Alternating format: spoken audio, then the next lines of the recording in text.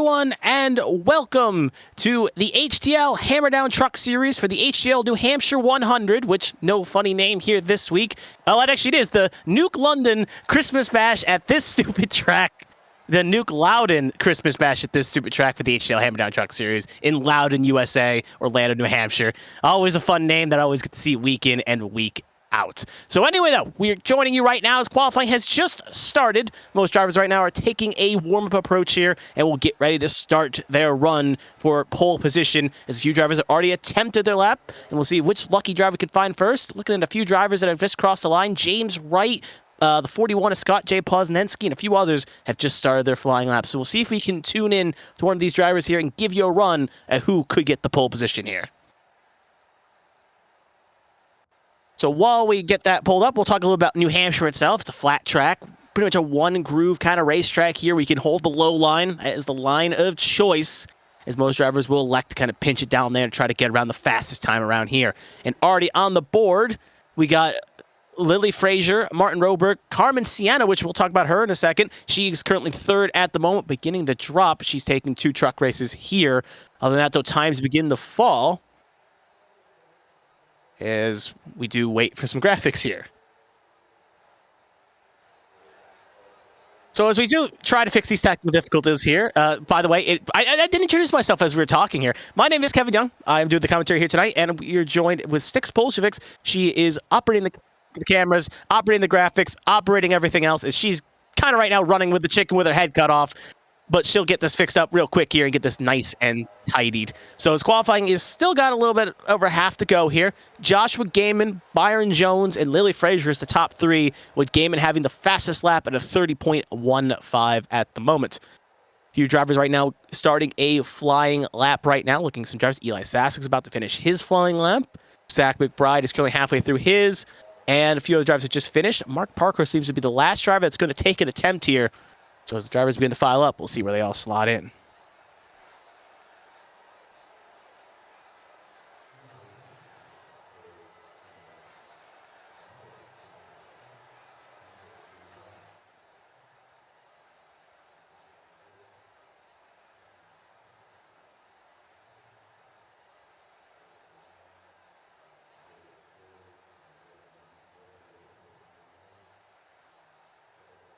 So as qualifying, as we just wait here to get some more things fixed up here. Right now, it's still Josh Gaiman on pole, Byron Jones second, Pacey Wygett third. And you see right there, flash up for the screen there, that showed you who the top 3 were.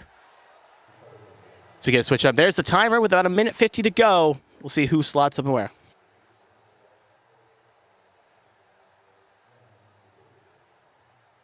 So we do have a little bit of a qualifying tech, so we're not going to be able to see qualifying, so we'll have to do this radio style here as drivers are beginning to finish up. Mark Parker's last driver to cross the line here will go P3 in the 42 truck, and he'll be on the front second row here of the line. So Gaiman, Jones, Parkhurst, Wygett, your top 4, and then Clavitt, forgot about him. He'll take the 5th spot. He just jumped in, bumping Lily Frazier outside the top 5 here in qualifying. So that is every driver that has put down a lap, and actually I've been proven wrong again, as there's one more driver still left to go.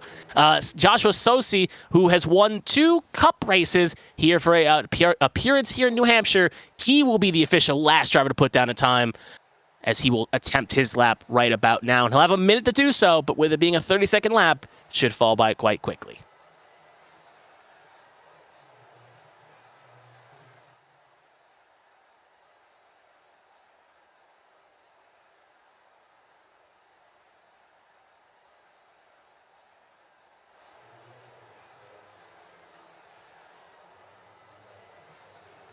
Right now, Sosi on a fly here, along with Kevin Gibney. Sosi a little bit further back than Gibney, so he will be the last to cross the line. And with only 28 seconds left to go, it's put up or shut up for both these drivers.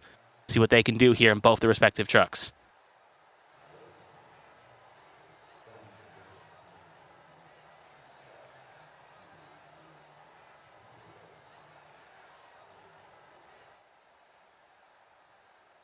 And look at the time. Sosi will jump the P2, and Kevin Gibney, I'm just trying to see where he's on this list. He'll still qualify 27th, and that is how qualifying will finish up here.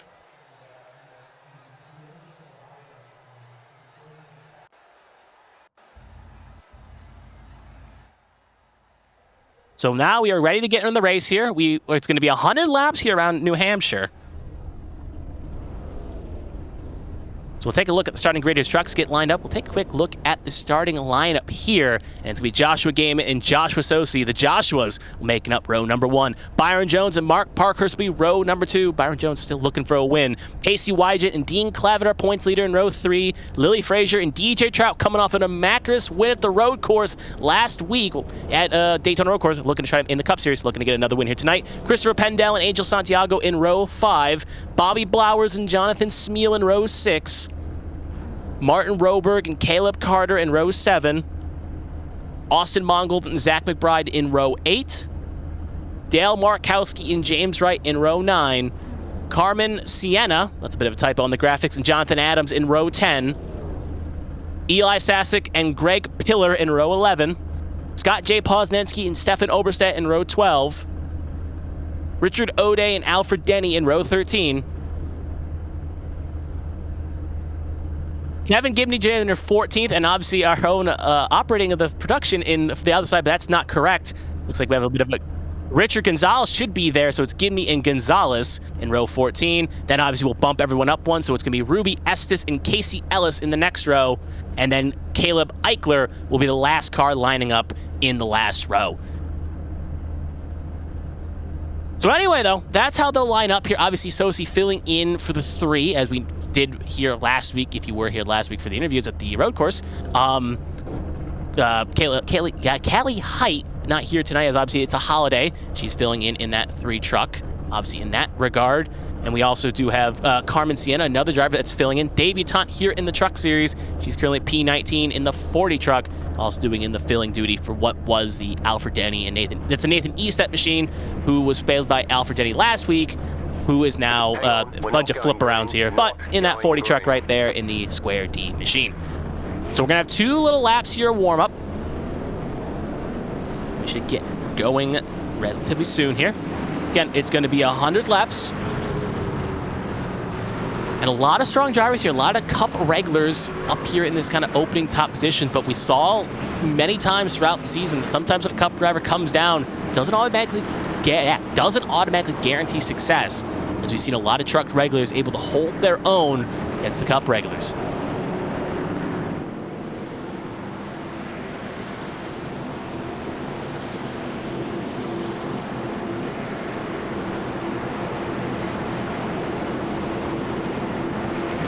Extra lap of pace lap here. We do see the trucks do a little drive-by here.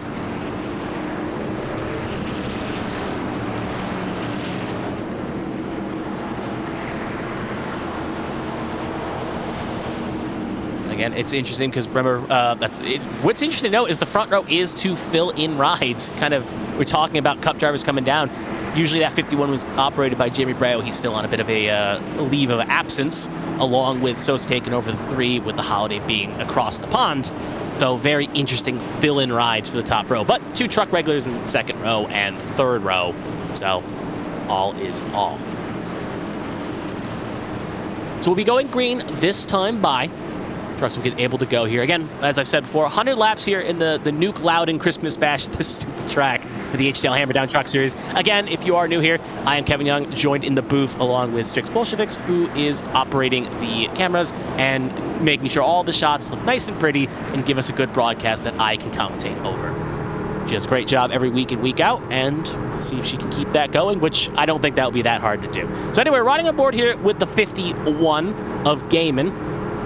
He is our pole sitter, and he will be the camera we have decided to follow through here. And he will take us to the green flag. So as the pace truck pulls off, green flag is out, and away we go for the HTL New Hampshire 100. It is now green. And look at that move right there. Sosi very aggressive on the outside, going to try to clear the 51, and will successfully do so, as the rest of the trucks file suit, trying to fight out here to see who will get what here at the end of lap 1.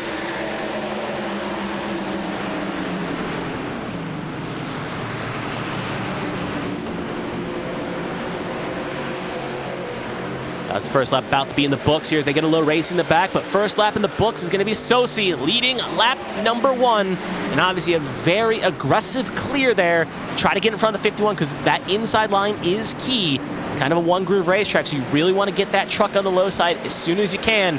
Sosi knew the end game, and that's why he quickly jumped down to try to clear. But Gaiman obviously not going to be as forgiving if he gets close to the 3. A little bit of a little bumper could come out here. As trucks begin to file out there, you can see just a little bit further back there that Lily Frazier and DJ Trout fighting for position there up on the road. And there's the 34 Blowers and the 94 Pendel. This is around 6th, 7th, 8th, 9th, right around there. Actually, sorry, 7th, 8th, 9th, 10th we're watching currently on the track as to try to fight for position here. And that lime green Mountain Dew machine will clear and will be up a spot. And there's Bobby Blower going to try to get around Dean Clavitt. And oh, we see a car getting spun in the back there. That is going to be our first caution tonight, and it's the 46 truck who is involved. 46 truck will be our first caution tonight. John Smeal. And it looks like maybe Richard O'Day had a piece too as he is down pit lane. He jumped pit lane, it seems. So 2 trucks may be involved here. We'll see if Smeal keeps going. And we'll stay out. So we'll get a replay of what happened there. We saw it from the wide shot, but obviously we want a close perspective here to see exactly what occurred. So we'll take a look here. So right there, that's the 46 truck of John Smeal. You can see the 37 of Roberg get a little loose. 46 tries to come up and ooh, gets a little bodied by the 37 right in the Zach McBride. And at that point, he's pretty much just a passenger. But then it makes me wonder, actually I think O'Day was a separate incident, so O'Day did not have a piece in this regard. But we'll take a little bit further back here of John Smeal. Actually, this is live action we're looking at right now. And they'll get caught back up.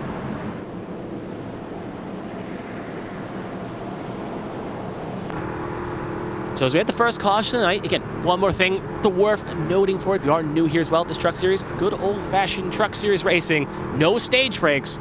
So the only cautions we will see are the cautions that are decided by the drivers. So if the drivers keep it 95 laps more clean, we will see this race go 95 laps to the finish. So a few drivers electing to come in, obviously something involved in the incident. John Smeal in, Zach McBride in, but also Stefan Oberstadt and Richard Gonzalez. They elect to take the trip down pit lane to go off sequence. Riding aboard here with the 51 machine of Joshua Gaiman, rocking a yellow and blue fire suit, similar to what he runs in most of the machines we see him in, that very light blue and yellow machine. Yeah, that will be the first caution, and this is how the field will stack. We get a nice little zoom-in camera here. See the cars zoom by under caution.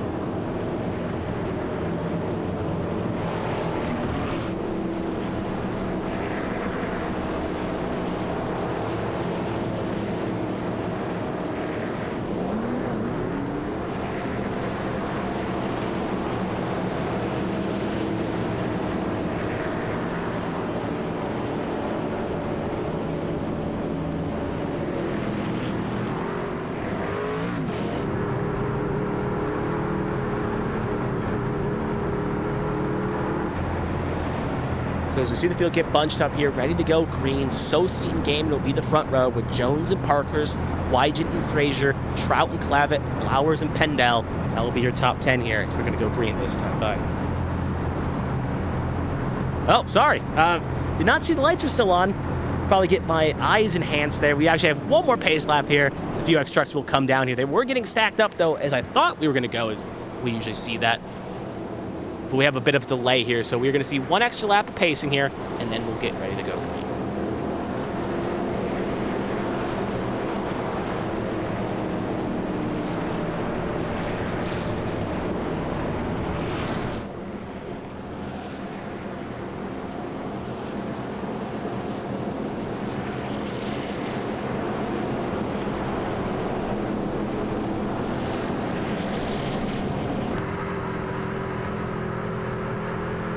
So now we should get the lights are now officially off the pace truck. A few cars trying to beat the pace car out. The 5 and 46 will successfully do so, and now we'll get bunched up. Same top 10 as before. No changes there.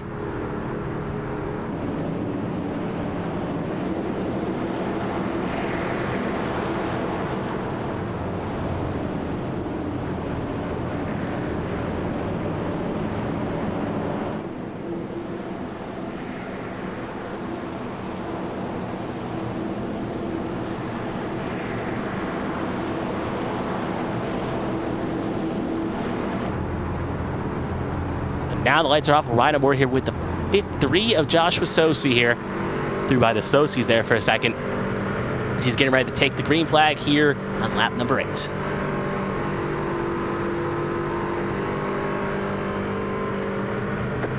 The green flag is out, and away he goes. Great launch there, timed it perfectly. Left the 51 in the dust, and now Byron Jones could have a chance to attack here for second, but the 51 will clear successfully for second as trucks begin to fan in to try to find a position in line. Top 5 already settled. You can see one truck on that high side right now trying to gain an extra spot, 71 of Lily Frazier, but looks like she'll have to settle for P6 at the moment as more trucks still fighting a little further back here. Again, similar to Martinsville, you want to get low. You want to be on that low side. You can make the outside line work a bit, but it's not the line of choice. Eventually you'll get shuffled out, and you want to really get that truck low. Parker's trying to maybe clear it on the high side here, but you're just going to see, if he can't get the perfect run off, he's going to be stuck here. And they're still side by side with the 00 and the 42. And you can see the 00 going to get the run here, and he should have a good chance to clear here in 3 and 4.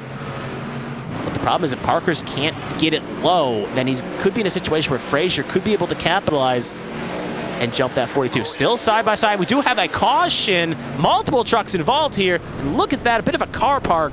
You got Caleb Carter, Dale Markowski, Alfred Denny, Adams, Alice, and Gonzalez all involved. A few trucks that tried to have hit the get-off sequence, and a few of them got claimed in this incident. So we'll have to take a look and see exactly what happened. We'll get that replay in a second. There's the 44 of Caleb Eichler. There's the 33 also involved as well.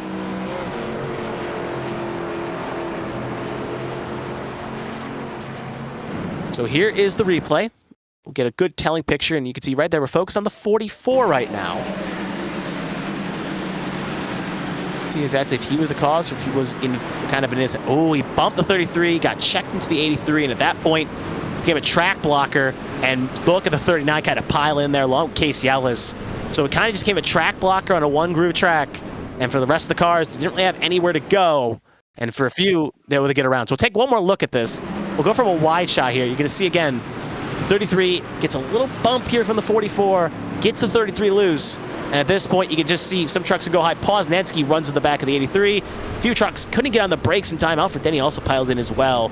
One truck does get successfully stopped.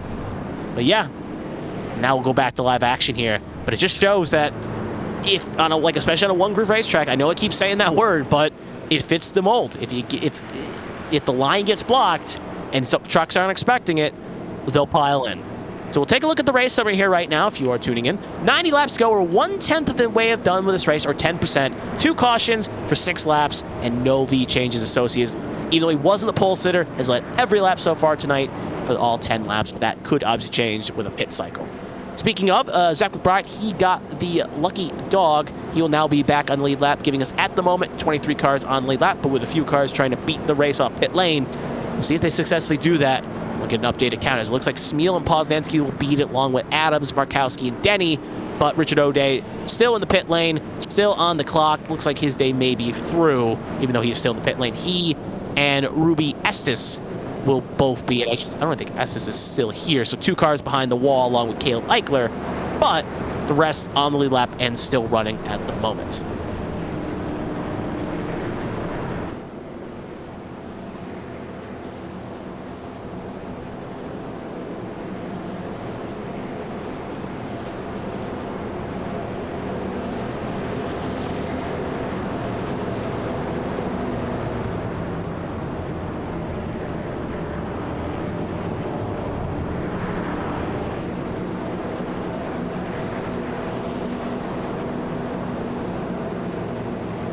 See if any other drivers elect maybe coming here on a second service here to fix up some damage. Obviously, a few cars that were involved came in. See if any other drivers like to come in here. Obviously, see Adams and Smeal both came in. Smeal was involved in the opening lap incident. Adams was involved in the previous incident. Both coming in to make sure the trucks are fixed up. But with the lights, I believe, out on the pace truck, we should be going green this time by. It's going to be Sosi and Game in row 1, Jones and Wygant row 2, Parkhurst and Frazier row 3, Blowers and Trout row 4, and Broberg and Clavitt make up the first 5 rows here. Looking for maybe a little bit longer. A green flag run here would be ideal for most of these drivers. Allow kind of flex the muscle And if you're Joshua Game, and you're looking to get a good launch here, coming off the straight here, because he got left in the dust last time, and that put him in a spot where he couldn't really challenge. So he needs to kind of time this right if he wants to try to get around Sosi and maybe clear him going into 2, similar to what the 3 did to him on the opening restart. So pace truck going to pull on in. It's going to be on Sosi's control again. In the restart zone. Green flag's out. Another good time to launch there. You can see Jones trying to time it too, just a second too early. And that, as soon as this 48 went, the 3 just went just as quick. And you can see the 61, 51, I should say, jump down. And the 2 teammates side by side for 3rd here. We'll see which driver can get the lunge out, as they're still, most of them side by side, all the way back, fighting for position. The little truck gets a little loose out of 2 there. Does not hit anyone, though. They stay clean. Stay green. Oh, you see a bump there in the corner there. Going to be sideways, that Mountain Dew machine way off the racing surface, though. Christopher Pendell is the one that went that low. Luckily, hits nothing, but no caution will be called. Stay green. As you see right there, the 2 teammates of Jones and Wygant still fighting hard here for the last step of the podium. But it looks like Jones could get the run here. I don't know yet. They're still side by side. Place your bets now. A little further back here. Focus on the battles here. A few trucks taking evasive action, and Posnetsky and Adams side by side. Luckily, Posnetsky will slide it down here, get a little bit on the brakes. Don't want to make it 3 wide into that corner, as it usually never works. Back up here, just in the top 5. That's 34, Bobby Blowers in 6, trying to get into the top 5 to get around Lily Frazier. That 71 maroon or brown truck there, just ahead of the 3rd and 4th place, behind the 3rd and 4th place cars, I should say. Jones and Wygant still side by side. You think at the moment one of these 2 drivers would kind of take the lead here and try to challenge, so they don't leave them in a bad spot here. Looks like they may have finally settled their differences here, as it looks like the 48 of Jones will get it done. He'll get around the 00, but now the 00 could be in a bit of trouble here with the 71 of Frazier kind of on the corner panel right now. So they kind of fought just maybe a bit too long, and now they kind of have to hope the 00 can kind of clear the 71 here and keep their trucks 3rd and 4th respectively. But right now, Wygant in a big handfield right now, with Frazier trying to rip and ride it around the high side.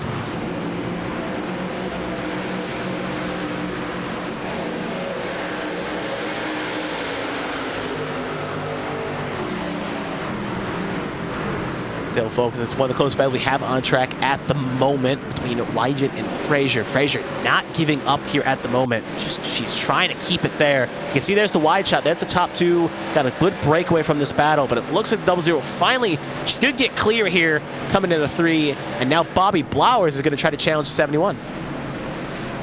So no rest for the wicked here. Once one car gets clear, another one's going to fight on the inside or outside.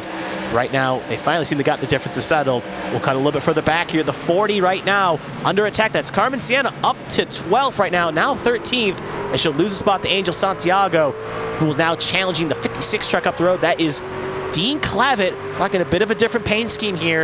A bright yellow machine. There's the 40, though, not going away yet. Look how aggressive that 23 is. Really trying to send it here. Wants to try to get the run here to clear the 40 and put a challenge on the 56.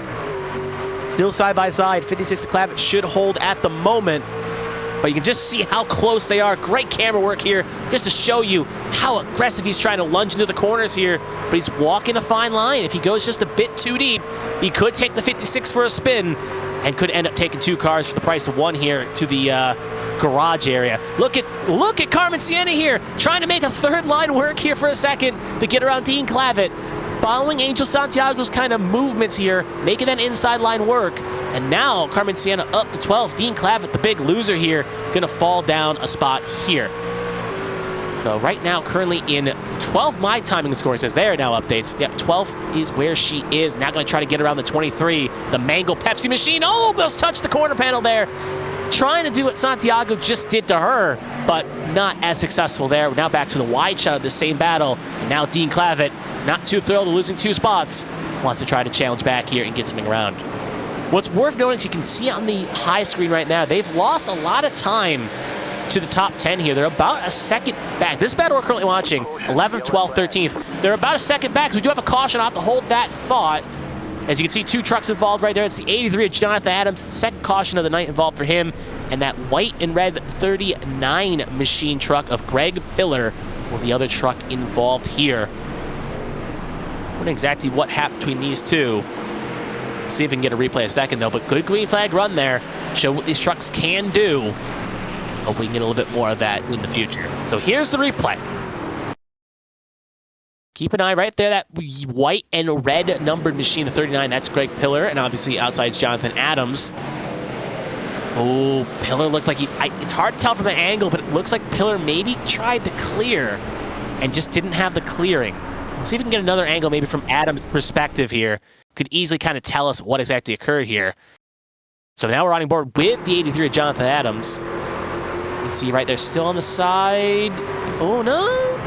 I think 39 came into him, but the 83 also got a little loose off exit, just a tad.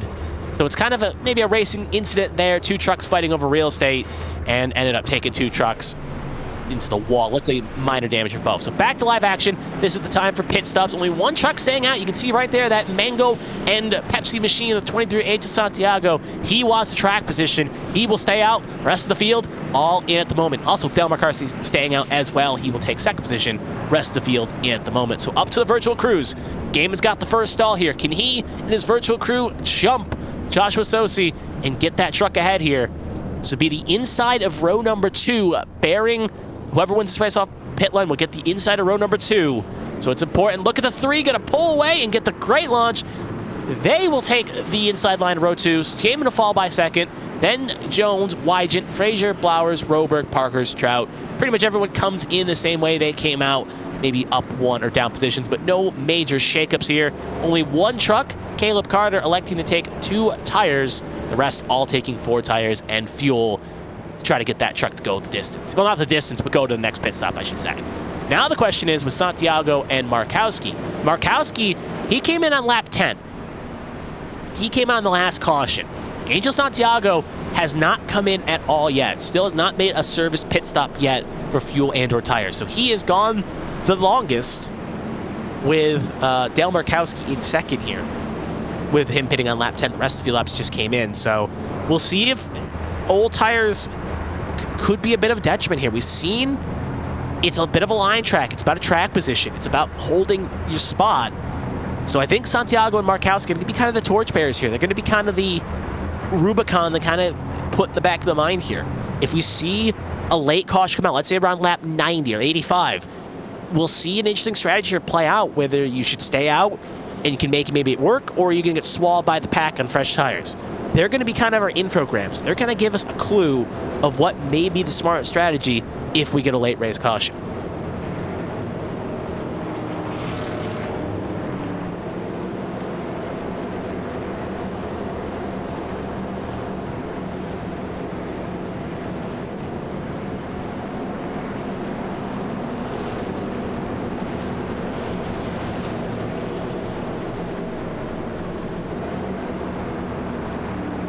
Those lights are out on the pace truck. Field will get bunched up.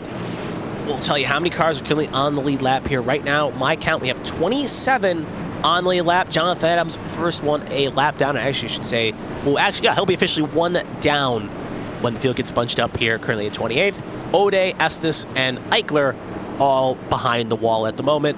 Looks like their day is through. So 27 trucks on the lead lap, 28 trucks still running at the moment. Jonathan Adams obviously hoping that maybe not be involved in the next caution here and try to get that truck moving forward. Especially because if he's not involved, he'll get his lap back. So we're on board here with the Mango Pepsi machine, number 23 of Angel Santiago.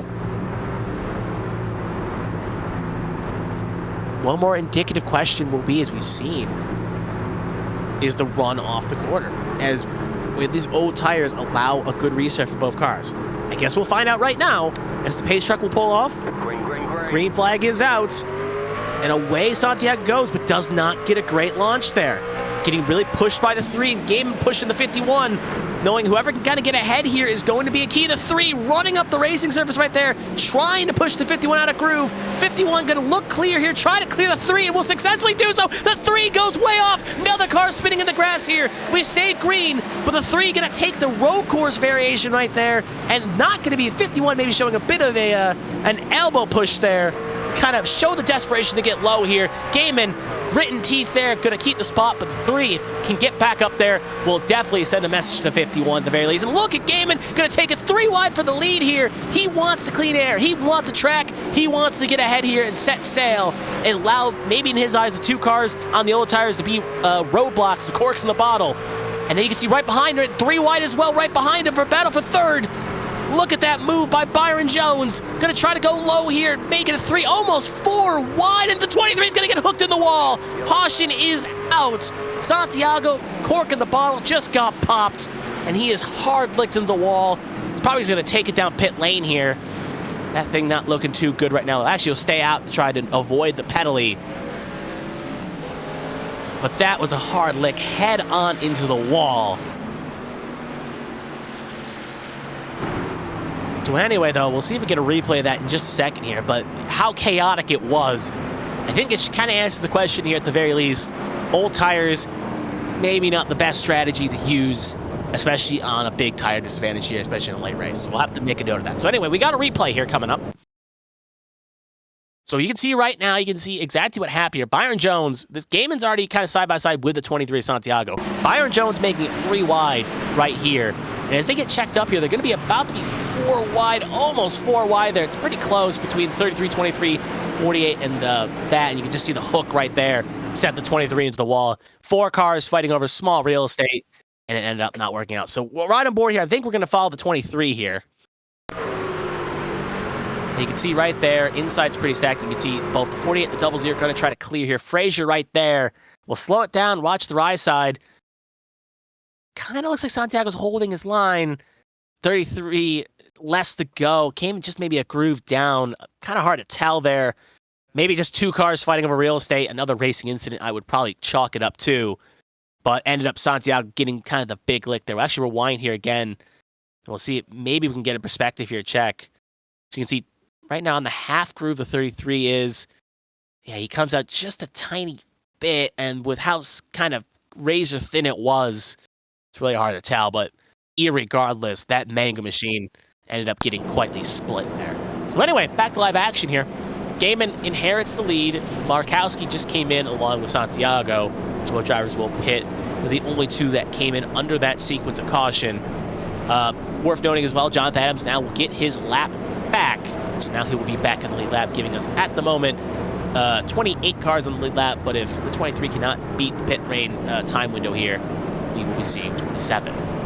Nice little blimp camera to kind of show us virtual New Hampshire. Crowd is packed here for a great event. You can see the over there, the infield pit lane, not pit lane, pit lane. The infield with all the RVs and other cars parking, they're all nice and full too. So a nice virtual pretty day in New Hampshire where all the virtual crowds ready to watch a great race here.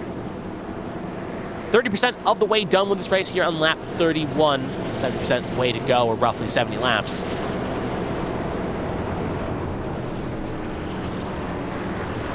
But one more thing kind of worth noting as well is with the 3 of Sosi. Now kind of buried in traffic. He has a very fast 3 truck. But the problem is after that last incident, he'll have to try to come from the back to the front here, well, 15th to first. So we'll see if he can do that successfully. Let's see how this works.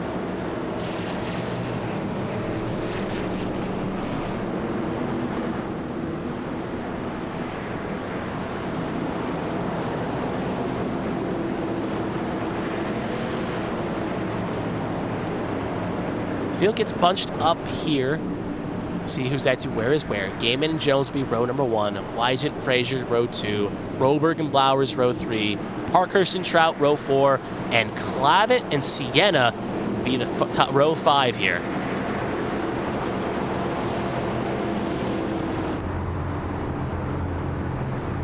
So on board with said 51 truck, Joshua Gaiman. Remember, had a good run at the road course last week. Ended up getting on the podium.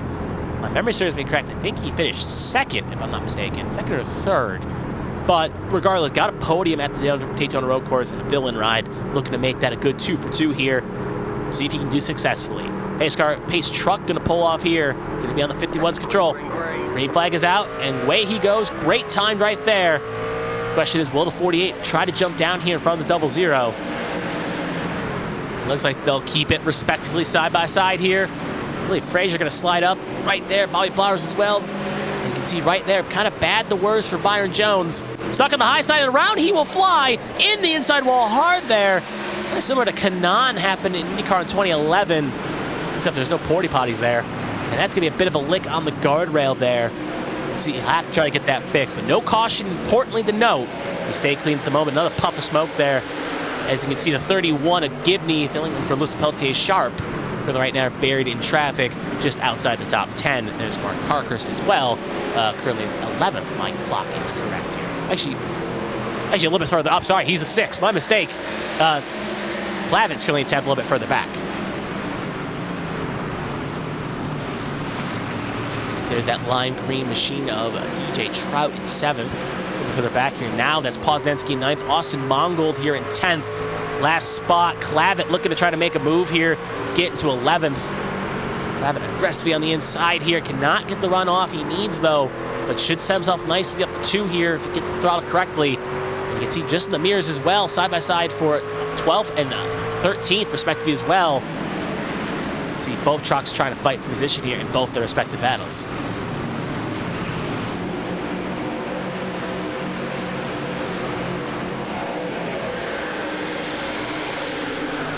We've done it last time by. Gaiman set a purple lap, fastest lap of the race. So now 2 laps ago, I should say. So Gaiman really reckoning in there on the front lead here. And showing why the gap kind of improving here at the very least. Here's Roberg. Well, actually cut a little bit further back here. The 6 has found something interesting here. Looks like it's the 9 truck currently fighting back. I think that's Eli Sasek we're watching. Just ahead of both drivers in question. You see the battle of 39 and... There's Christopher Pendell, there's Alfred Denny, there's the 46 of John Smeal. And John Smeal, Kevin Gibney, and Joshua Sosi. 12, 13, 14, 15 for watching on screen right now. Top 10 within distance here. We'll see who can be the aggressor here. Smeal, remember, involved in the opening lap incident. He's gotten that truck nicely on a good rebound at the moment, knocking it just outside the top 10. Up the corner there, almost got in the back of the 31 of Gibney. There's the 21 of Alfred Denny. Trying to get around, but can't successfully do so.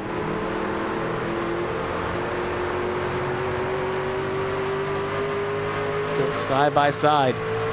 Smeal looking to try to find, maybe get clear here off the run. He keeps his kind of composure. He should be able to do so. Gibney going to come down, though. Could make the road just a tad harder for said 46 truck. You can see right there, Joshua Sosi making a move on Dean Clavett up the road there. Clavett not going to really want that smoke, going to allow the 3 around here. So right now that 3 is making good inroads at the moment. Probably going to need some help with the caution, but to try to get back up towards the front. But right now charging in the right direction.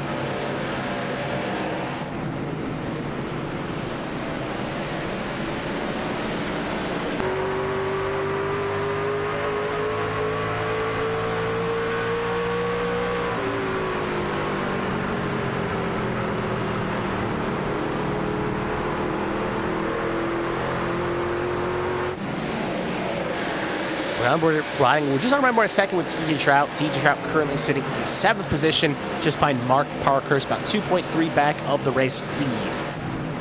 Currently a nice little rhythm here at the moment. Try to got a win last week at the Daytona Road Course. Looking to try to get a nice top 10 here, or even try to win, make it back to back, which not many drivers can sexily say they have done. There's Posnanski and the 3 of Sosi. Sosi now back in the top 10, right aboard with the 41 of Posnanski. See right there, that 3 is a man on a mission. Because now he is trying to ride the back of the 40 truck of our own Carmen Sienna, main broadcast and president of ABN. Right now, not going to be able to put much of a fight here. Going to try to ride around the high side here. Still keeping her nose in it right now at the moment. But Sosi showing why he's a Cup regular and a 2-time winner in the Cup Series this season. Trying to get a good drive for the playoffs starting next week here on ABN 1. Try to get that truck. Actually, he also races first, then the playoffs start a week after. We're trying to put a good momentum. There you can see Carmen's going to tap the wall just a little bit, and that's going to allow firmly the 3 truck to get up to 9th. About 4.2 back on our race leader, Josh Gaiman. riding aboard here with still Carmen Sienna here. Almost hits the wall again. They're trying to be aggressive. It should be worth noting, tires are beginning to kind of falter a little bit. Most of these drivers pitted in lap 23. They've hit 20 laps on their tires here at the moment and are starting to feel the wear. So this is going to really be the stage of the race that's going to favor the drivers that can conserve their rubber, get the distance, and really get forward. If the drivers can do it successfully, fortune is going to favor them. Here's Bobby Blowers and Lee Frazier. Right now, that's 4th and 5th watching on screen at the moment. Still side by side. They've been fighting ever since the drop of the restart here. Frazier's kind of held her own. But at the moment, Blowers, no small snouch, wants to try to get successfully clear here. But respectfully keeping 71. 71 still there.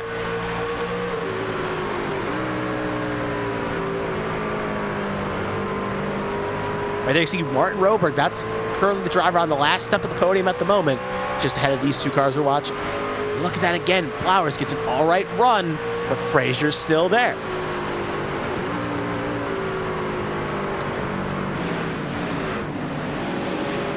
And Blowers will now officially get clear, so the inside line prevails. Blowers up to 4th, Frazier now down to 5th. Ooh, big truck taking a way wiggle down there. I think it was Gibney. No, it's actually Carmen Sienna that had that bit of a wiggle there, and that's going to allow Poznanski to fall into the top 10, or drive his way to top 10, with Lily Frazier in 11th.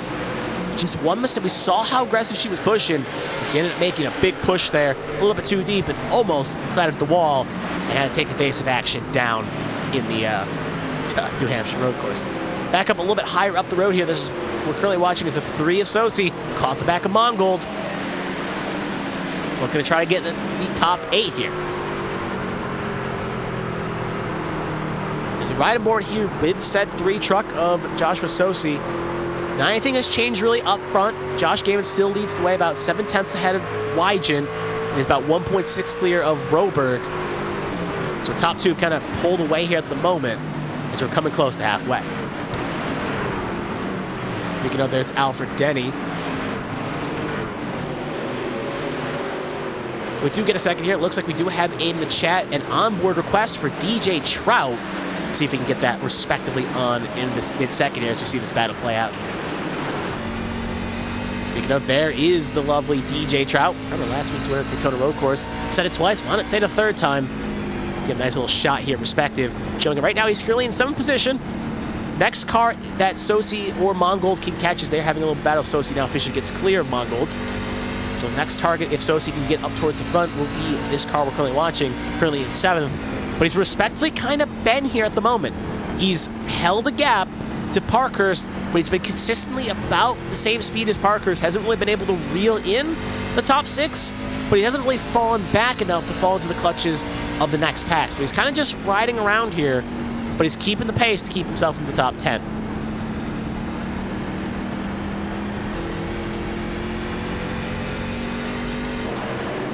So now back to the wide shot here. That was the onboard control of Trout. You can see right there, big move by Clavitt in the distance. That's for the top 10.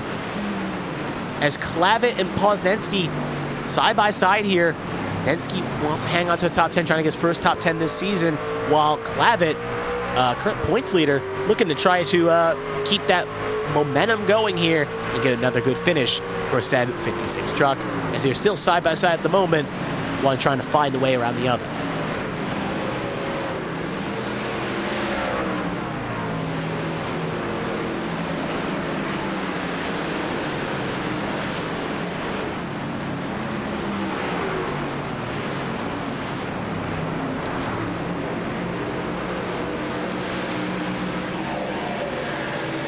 Clavitt still side by side, really trying to squeeze out that 41. Still side by side. Truck should get the advantage here. You can see if something were to, if they were to collide, the 94 Pendel there in 12th, ready to knock just in case if one truck ends up getting loose. Nice little side shot, nice little corner panel shot, just to show you how close they truly get. Neither driver's leaving an inch, and it looks like Poznanski's still trying to keep the foot in it, but it looks like it's going to be enough for Clavitt to clear. So Clavitt in top 10, and now Pendel going to try to capitalize and put a charge on Poznanski.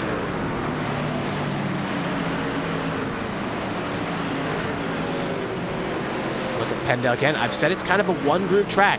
That low side is where you want to be on the long runs. You slowly will chip away from a truck on the high side. You don't really make that high side work unless you have a tire disadvantage where you're the favorite, or you have an overall pace advantage. But if you have two equally level trucks, that inside line was where it be. As you can see those trucks going around Angel Santiago, the wounded Angel Santiago, as he is now currently officially one down in 28th position. Pit stops begin to loom here as we are now past halfway. Run should bring us to a pit stop relatively soon here. So we'll have to keep an eye on that as the window is now close to opening or around opening here. Pit stop should be rooming soon. Pendel, as I was talking about that, was able to get into the top 10, so kind of patiently on the low side, was able to get the run around Poznanski and Clavitt. Now that 94 truck back in the top 10.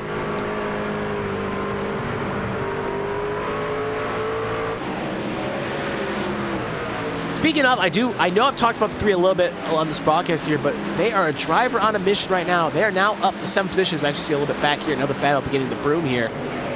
That is currently just outside the top 10. That's Carmen Sienna in a battle here. She's currently in 12 positions. This should be the battle for 13th, if I'm not mistaken. It is between Carmen Sienna and Stefan Oberstadt here. They're side by side. Santiago going to be a bit of a pick here. And there's Dale Markowski. Remember, Pitt was involved in the last incident along with Santiago. Still in the top 15, trying to use those fresh tires to the advantage. It looks like Sienna maybe tries to put up a fight here, but the problem is if she puts up too much of a fight, it could allow Markowski and a few other trucks to get on her inside. She's got to pick her spots here. Will she try to make it work here, or will she try to check in line? It looks like she'll check in line and maybe try the over-under. Look at the cut back here. Looks like I was correct on my prediction. Over-under almost gets and hooks the 88. Still side by side. Well, not side by side yet, but we'll see them side by side coming into one. Can Carmen Sienna in the 40 truck here on a fill-in roll get something happen? You can see Markowski, though, going to try to rip it right on the high side. There's also Byron Jones, another truck that was involved in a little bit of a spinning incident as we restarted the race here on the last caution, and they are almost 3 wide here. Sienna going the wrong way quickly. Byron Jones and Markowski get around. So now Sienna barely in the top 15 at the moment. Going to try to stay in the top 15. It looks like she's actually pitting here. So she's going for the undercut here. And she's going to try to make something happen here on track position to get ahead and see what she can do. So with her coming in, the next question is anyone else going to follow?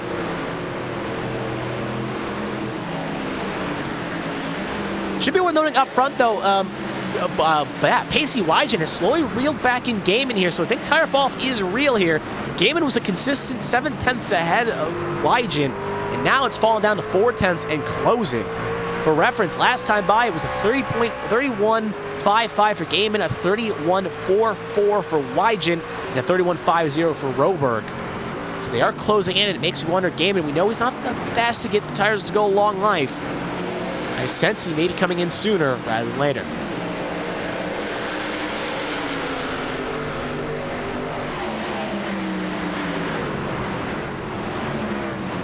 Definitely see the pace advantage playing out there. Again, last time by, updated times, 31.44 for Wygen, 31.67 for Gaiman.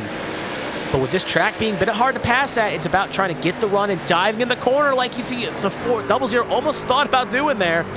Will not successfully do so. And it looks like the cars like to pit here, or at least we see another truck on pit lane, the 28 at McBride. He's also came on in at this time by. Now, race is on, I guess you could say. Wygen clearly showing he's got the advantage here on the long run. There's also Roberg in third. But again, I was talking about this before we watched those battles. Sosi now back in the top 5. Just want to put that in perspective at the moment. That 3 truck has got a rocket under it. It's closing in here at the moment and is currently in the top 5, starting at P15, when only the few drivers have been able really to carve through the field here on the restart. It's definitely showing. Come close, maybe what should be possibly the final pit, actually probably will be the final pit stop of the night, bearing another caution. It's going to be interesting to see how it all plays. Honestly, I think it may have been a bit of an early stop for Sienna. We'll see if it works out for said 40 truck, but the rest of the trucks, when they eventually pit, should be the final pit stop. Again, bearing a caution. Gaiman still holding strong here. Looks like he found a bit of a rhythm here. last time by. We'll update the times here. Gaiman a 31.32, Pacey Wyjet a 31.42. With Gaiman coming into his own here on this, maybe understanding where the tires are right now at the moment, and adjusting accordingly to get that truck to stay fast.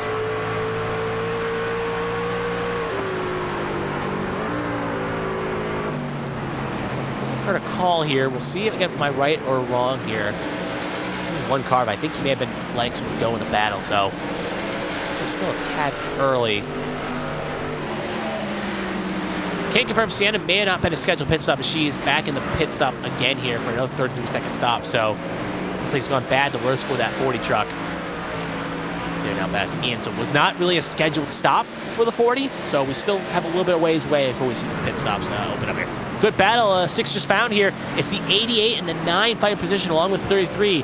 That's Markowski, Sasek, and Oberstadt all fighting position as Sasek will get up to 15th. Oberstadt down to 16th, and Markowski in 14th. And you can see this is the battle for just inside the top 15 we're watching at the moment.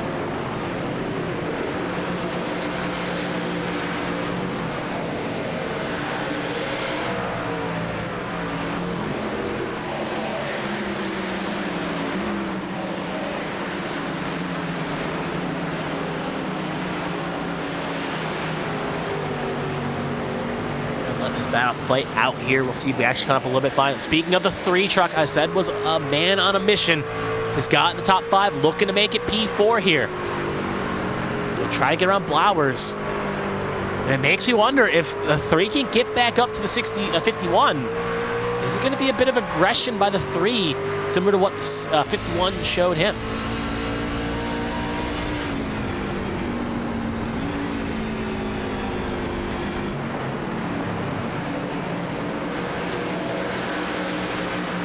Trying to find a way around here, but again, hard to pass here unless you can really time a run. I assume the 3 may try to send something here, but with Blowers kind of really being defensive here, hugging that line, making sure that 3 can't get the run. It's going to be up to the 3 to really try to put the thorn in it and try to be the aggressor if they really want this spot. A little bit further back here, you can see battle getting the broom here. That's Austin Mongold and Christopher Pendel. That's 9th and 10th, and DJ Trout in 8th. That's 8, 9, 10 we're watching on track. Let's begin to fight here.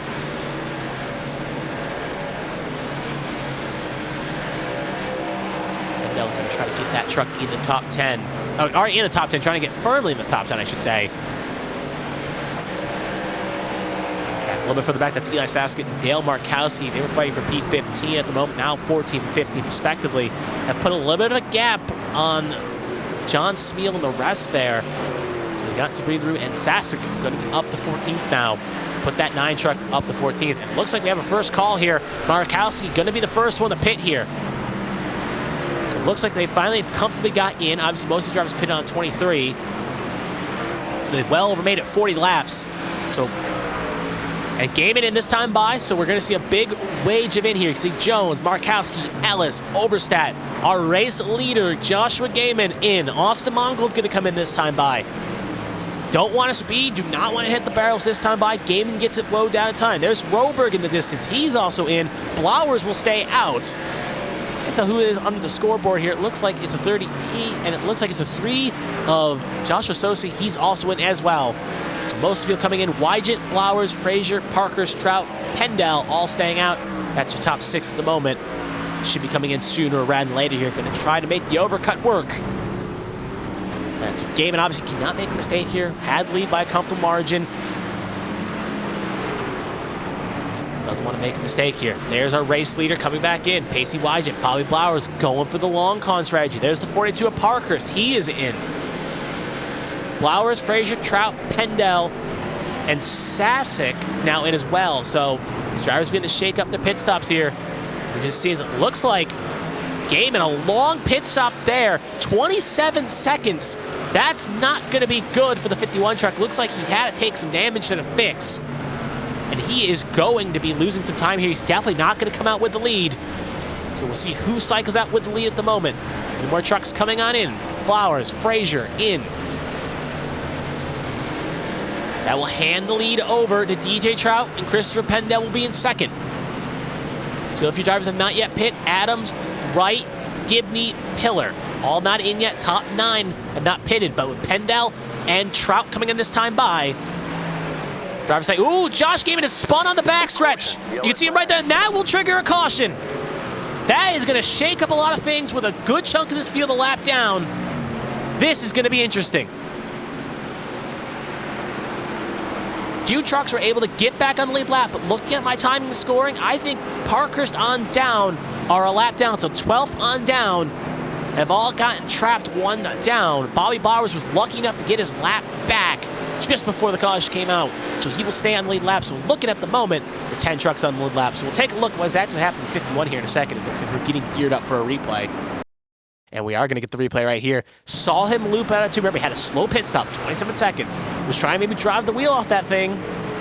And it just got sideways. And it spun. Very odd spin there. And I see he backs it down, but too little too late. iRacing throws a caution for it. And that's going to trigger a caution in the middle of a pit stop cycle. We'll take another look here again. We'll ride on board with the 51. Just see if we can hear exactly what happened here. I'm going to assume he just got the throttle on.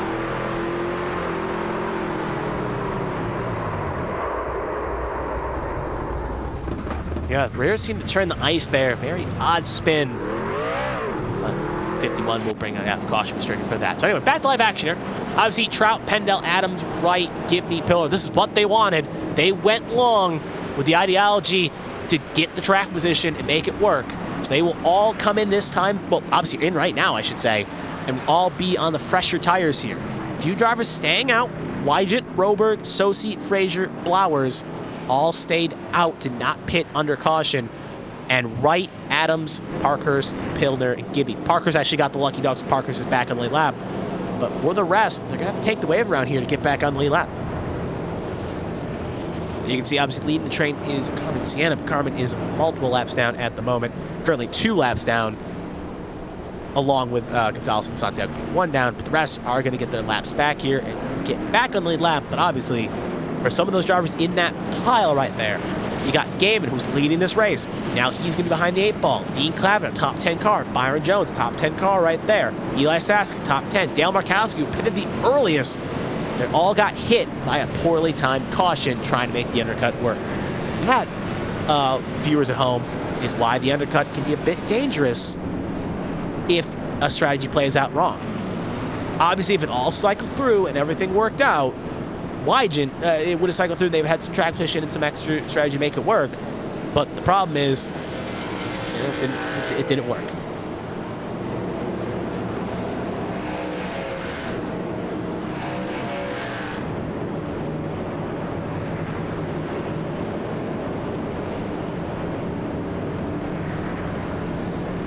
So we'll see the field get signified. Obviously, they will get the wave around here this time by, if my math is correct.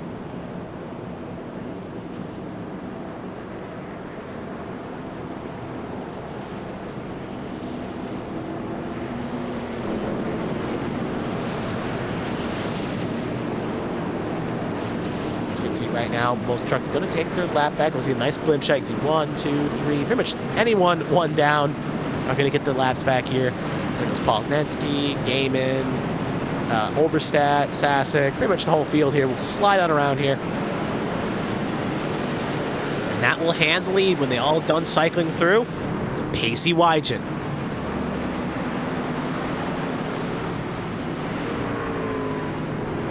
We should probably get a delay here. We're being such a short track. We're probably going to get a delay here of 1 extra lap here. But if not, it's going to be Wygant, Roberg, Sosi, Blowers, Trout, Pendel, Wright, Pillar, Gibney, Frazier, your top 10. Still no time. Yeah, we're not going to get a delay here. So a few trucks are going to be kind of bit badly by this. So trying to get caught up here. Most of them will successfully get there, but not everyone. Is pace truck going to pull off here? Hang on. And actually, ooh, it got extended, but they're not going. So now this is going to be a bit odd. So they're going to pace run one more time. Pace truck's going to have to speed through the pit lane here. So pace truck not even really going to get the stop here.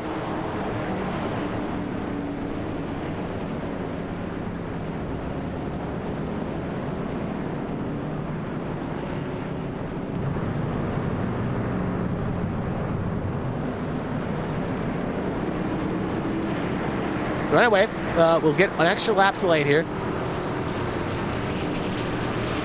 So Wygant, again, just to update again, Wygant, Roberg, Sosi, Blowers, Trout, Pendel, Wright, Pillar, Gibney, Adams, your top 10.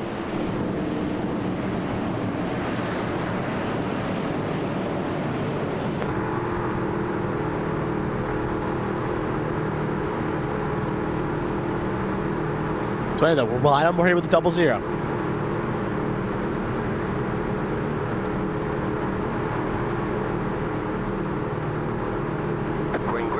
Green flag is out, and away we go again. Good launch there by Wygant. Will have control where he wants to go. Roberg and Sosi fighting for second. Sosi obviously aggressive on these restarts. Got a fast 3 truck.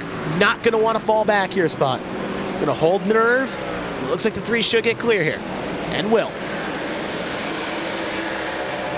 Flowers making a move there for the top 3. There's DJ Trout fighting Pendel for 5th.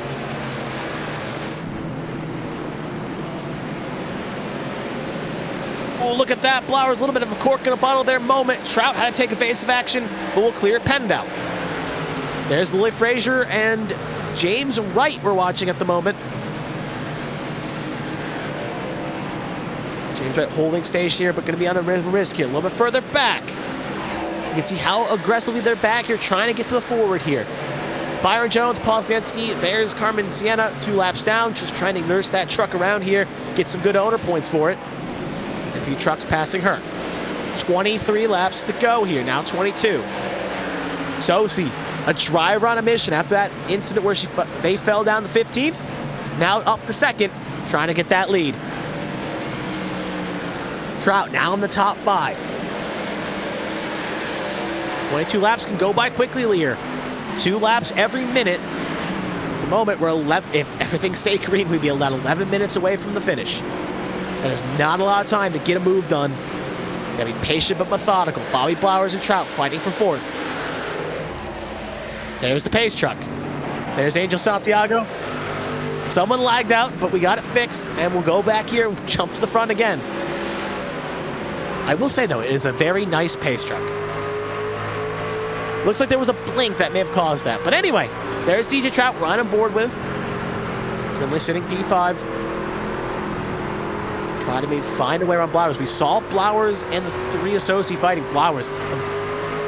I would say Ryan Newman as defensing, but very good at making that truck do what he needs to do the dance he needs to do, and keep that thing ahead.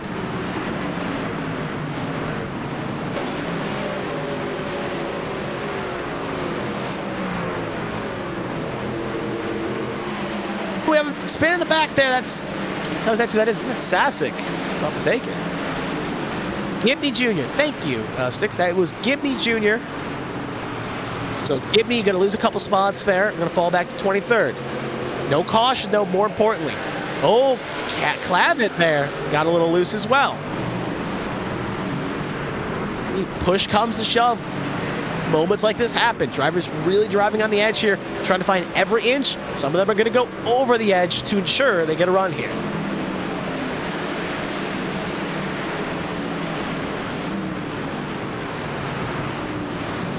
See John Smeal fighting here with Caleb Carter. This is, again, 19th and 20th, respectively. 2 drivers trying to stay in the top 20. So we're going to cut to Austin Mongold here. Mongold currently in 11th position. Jonathan Adams, remember, he was a lap down at one point. 2 laps down to be more effective. There's Roberg. Roberg, have to hold that thought about Jonathan Adams. Roberg in a battle here with Bobby Blowers. Roberg has fallen to the clutches of Bobby Blowers here, and this is for the final step of the podium. Ryan Moore here with Roberg. The problem right now is a bit of a danger. If Blowers holds him, almost gets doored there. The problem is he could be in a bit of a train situation. If Blowers gets not clear quickly, it could allow DJ Trout to get a run here. You can see right there, you can see the shadow. That is DJ Trout taking advantage of the open space. Going to try to get clear, but it looks like Roberg should get the run off. Should be okay. We'll have to hold it. That's a caution. Big truck in the wall. Looks like it's Poznanski. It's not. It's the 44 of Caleb Carter. Has a big lick there, front end missing. And that's going to put a neutralizer on the field here. And now, decisions.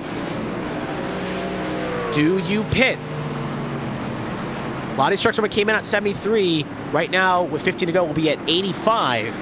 And we saw a 10-lap difference on tires. Did not work out for Dale Markowski when he stayed out. If you have a set, tires are key. But the risk is if we get a green-white checkered attempt and you pit now, you may not have a set ready for a green-white checkered. So decisions. And we'll see if drivers value track position or tires.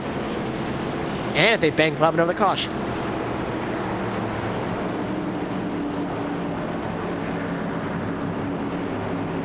And right now, I can already see a handful of drivers in.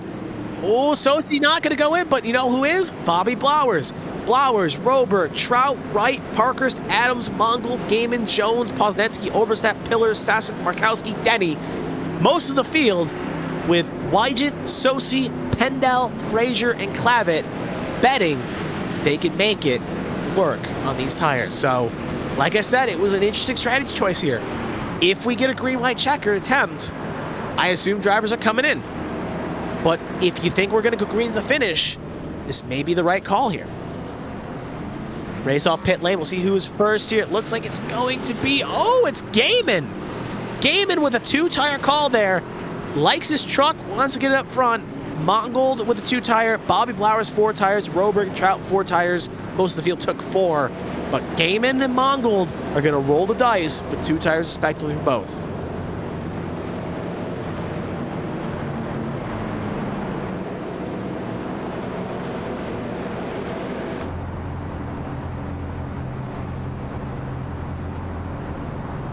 Then someone's question in the chat. Nope, Trout is still doing good. He's still running pretty well here. Currently in top 10, was running top 5, but I think you currently have seen that. Riding aboard with Pacey Wygant. Wygant stayed out. Gambling. He is gambling that he can make this work. There, speaking of Trout, there he is in 10th. Someone was asking where he is. There he is. So this is going to be interesting. Top 5, all on older tires. Came in last during the last cycle, which was on lap 72, and they all, 69 to 73. They all came in for the green flag pit stops or came in under the caution that came out during the green flag cycle. They are going to try to make those old tires work. Then you have Gaiman and Mongold taking the 2-tire strategy. We've seen throughout this calendar that 2 tires can work. We saw it at North Wilkesboro. We saw it at other short tracks where taking the 2 tires can get you what you need to need. And especially we know Gaiman's got a fast 51 truck. It's not a bad call. For respective, he has one of the fastest laps out on the circuit at the moment. Just confirming it's the fastest. Looks like it's not. I think it's in Roberg. It's actually DJ Trout who has one of the fastest laps, but he has a pretty quick lap. And then you got the rest of the field. Blowers, Roberg, Trout, Parkhurst, Wright. They're going to try to go the 4-tire strategy here. But the problem is they got about 7 cars ahead of them that are going to be buffers. Can they get those tires to work and come to life in a track where it's a bit hard to pass? We'll get all these questions answered relatively soon here, but it's going to be Wygant, Sosi, row 1, Pendel, Frazier, row 2, Clavitt, Gaiman, row 3, Mongold, Blowers, row 4, Roberg, Trout, row 5, with Parkhurst, Wright, Smeal, Markowski, Posnensky, top 15. One last thing to note, we have 25 cars on the lead lap, 27 cars still running. So we'll ride him with Pacey Wygant. He's going to have to time this restart perfectly if he wants to have a chance here. Pace car is off. Green flag is out. And with 12 to go, let's see what happens. Great restart by the 00. Well clear going into 1. 3 truck trying to get clear of the 94. Pendel, though, going to have a fender there, but not going to be able to get close enough. Pendel side-by-side. Car getting spun. That is the 50 truck. Multiple trucks. Jonathan Adams way off the evasive line. That was James Wright who ended up getting the hook there. Few trucks take evasive action, but luckily, no one gets hit.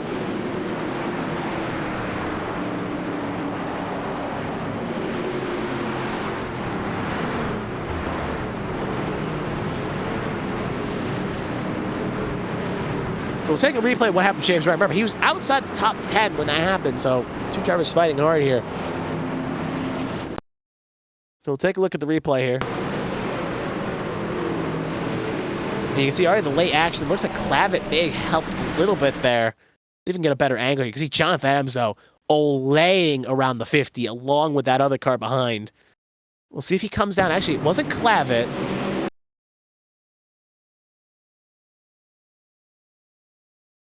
Looks like the 50's gonna, we'll see here. Yeah, he looped on his own. He got some help from the 46, but the 50 was well out of control before Smeal even got into.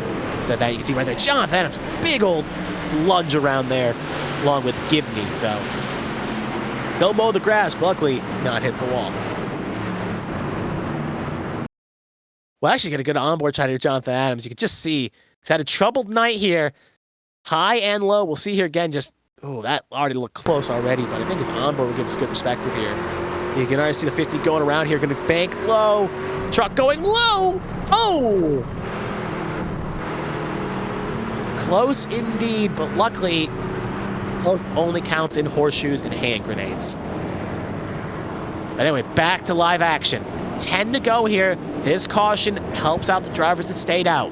Wygant, Sosi, Pendel, Frazier. Gaiman up to 5th. Blowers, first one on 4 tires, he's gotten up to 6th. So the drivers at pit, Gaiman is the highest right now in 5th. Blowers the highest on 4 tires in 6th. Again, we'll restart presumably around 7 to go here, so we just shaved off a couple laps here. Interesting to see.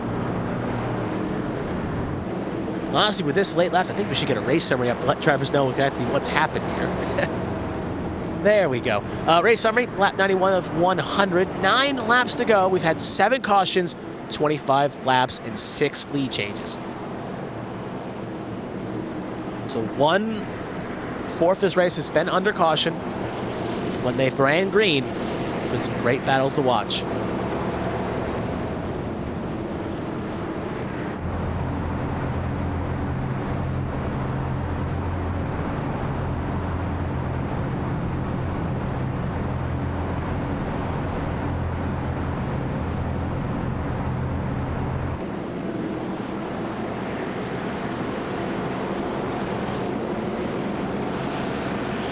Go.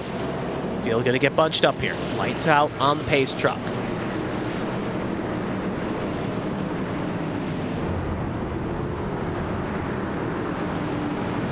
See how this all plays. It's Wygant, Sosi, Pendel, Frazier, Gaiman, Blowers, Clavet, Mungold, Roberg, Trout, your top 10. With Parker's, Markowski, I said Posnanski, Markowski, Smeal, Posnanski, and Oberstadt, your top 15. Alfdeni has just taken it behind the wall. We'll add him to the retirement list, giving us, at the moment, 24 trucks still running with 24 trucks on the lap, 26 trucks still running with Santiago and Sienna, both a couple, a lap down, 2 laps down, respectively. All right, Wygant, you timed the restart right last time, but with 7 to go, you're going to have to do it again. If you're Sosi, you're going to have to time it just right. Green flag is out, and away we go. Another good launch, and another great launch by Pendel. Gonna have a challenge here for 2nd, going into front. And we'll get clear. Pendel up to 2nd. Gaiman now in 3rd. These 2 drivers right now side by side for 3rd have had low love loss between the 2 of them. Pendel ends up getting loose. Pendel, great restart. Not a good 2nd corner, and that will trigger a caution. So back it back down. We'll have to reset it again. But that just got interesting. Bumped the field up a couple spots here. Pendel going to be kicking himself there. That thing kicked out.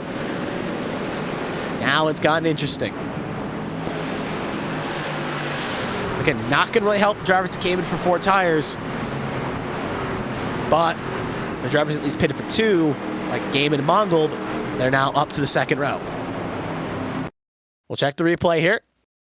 It's really simple. We sort of saw what happened. We'll take another look here again. Pendel just kind of lost it and backed down, got off the track, but I basically call it a caution. That would be the caution here.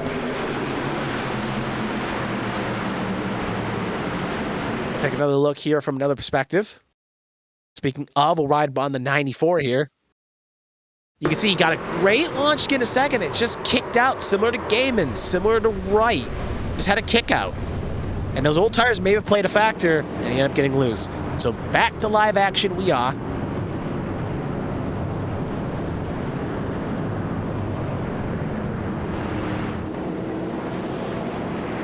So this is going to be interesting. Pull up one thing here, so give me 1 second. There we go. So it's very interesting right now.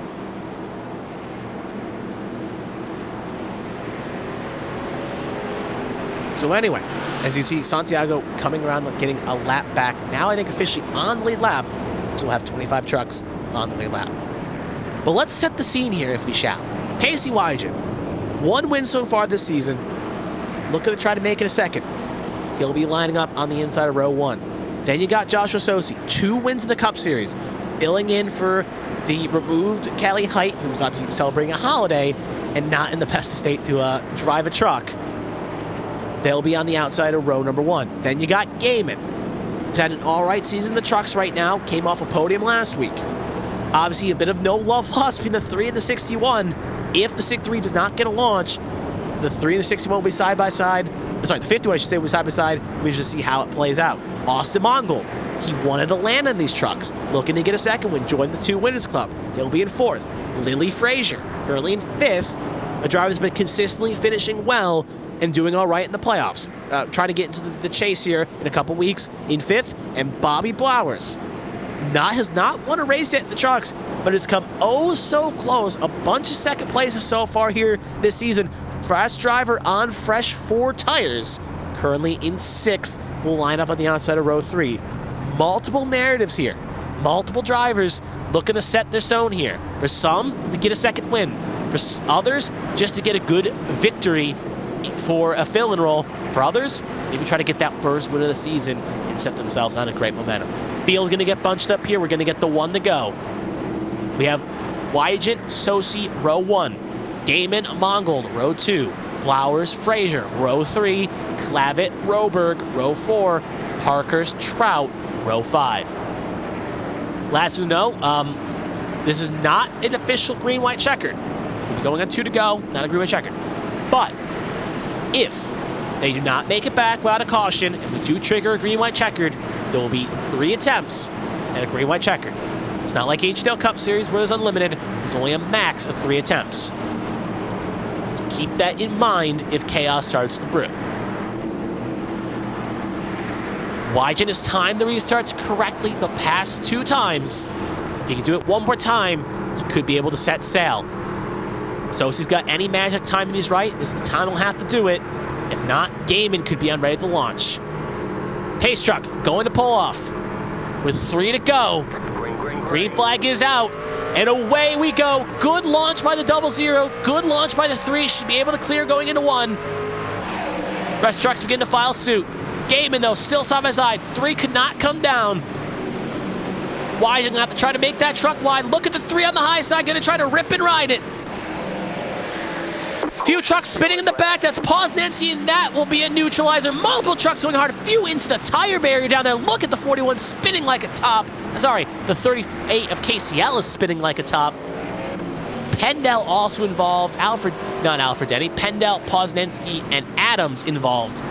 And that will trigger our first green-white checkered. More importantly, as we just see the field, we'll get a replay soon here. You can see a few trucks. You can see how torn up that 94 is right now. Remember, it was battling for the lead a couple laps ago, a couple stints ago. It's now got multiple damage and is looking just to finish up with a good finish here. So we'll get a replay pulled up in a second here. But more importantly, top 3 stayed the same. Wygen, Sosi, Gaiman, still 1, 2, 3. Frazier now up to 4th. Here's our replay.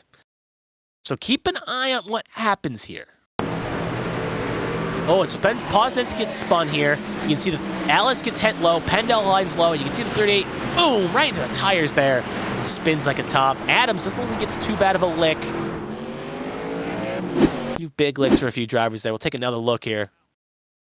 Actually, I kind of like the ride board with Ellis. But we'll go a little bit further up here with Posnanski. It's a little hit there from the 88 overstep. He's luckily just sideways, and then, oh, Adams piles in right there. That's where he got some damage. Other than that little lick, though, the 41 looks relatively okay.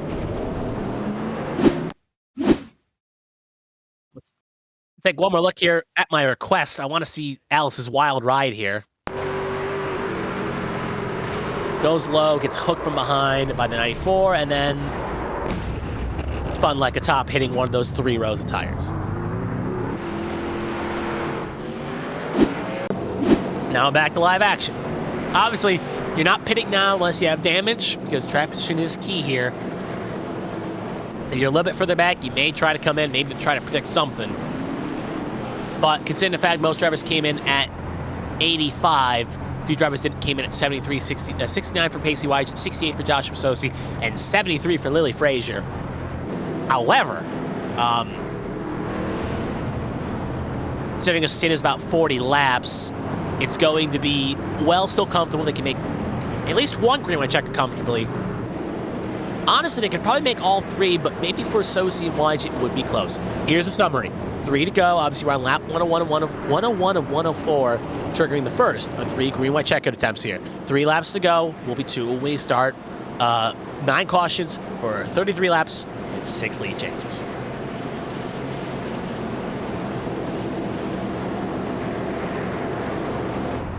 So again, Gaiman, it's going to be interesting to see, because we saw Wygant timed it right that time. He got the lunge he needed.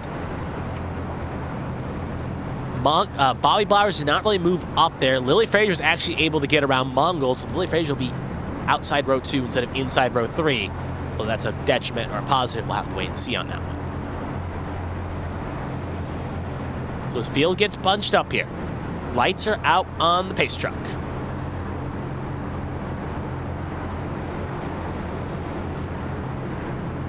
See him get bunched up here. I just want to see one thing real fast, and then we'll get going here. It's going to be,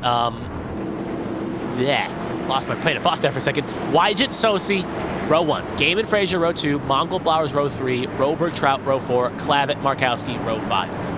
At the moment, if we get another caution and Carmenton is not involved in it, she will be back in the lead lap, giving us 26 trucks on the lead lap. Currently, we have 25 trucks on the lead lap, with 27 trucks still running, with Sienna 1 down and Denny multiple down. Here's Pacey Wygant. We've gotten used to seeing this truck the last couple restarts here. Sponsors really getting the money worth here. Or, well, charity and foundation, or what have you in this case instead. Pace truck going to pull off here. Going to be on Wygant's control for the 3rd time. Green flag, green flag. Green flag is out. Another great launch. The 3 did not get the launch, though. Gaiman's going to have a chance here, going into 1 for 2nd. Could be do or die if we get another green white checkered. Mount goes in deep, almost gets the blower. Truck spinning 42 sideways through 2. You can see him smoking there. We stay green, more importantly. We are still green.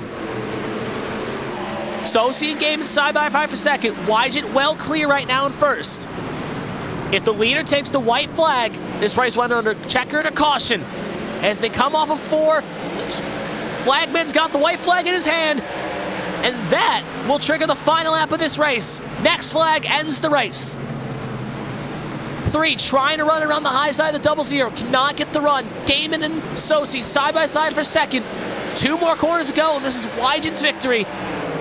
Blowers there, the fresh tires, going to try to get on the podium here. Cannot get it done. 3, though, going to be on the inside of the 00. That's not what the 00 needed to do. They will be side by side. 3 gets a little loose here. He's going to be sliding into the pit lane. As they come off, though, Pacey Wygant will win this race, and he will join the 2 winners club with Gaiman in 2nd, Blowers in 3rd, Frazier in 4th, Mongold in 5th. And that's how this race will finish. Obviously, we'll have to take a look at that last corner there. It looked like Wygant came out just a bit, and it's interesting to see if the 3 and the 00 came to touches, or if the 3 spun it on his own. We'll have to see on that, though. But obviously, right now, Wygant takes the victory. But a few drivers not going to be too happy with that finish. Some drivers coming down the pit lane here. Looks like the 3 is going to be waiting for the 00 here. John Smeal also joining as well. Smeal gives a little tap there. Almost sends him into the 3. Obviously, Wygant not having too many friends here at the moment.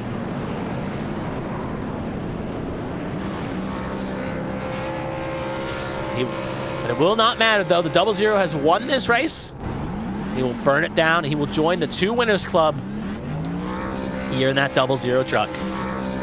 Looking to be a dark horse candidate for the championship when the chase starts in a couple of weeks' time.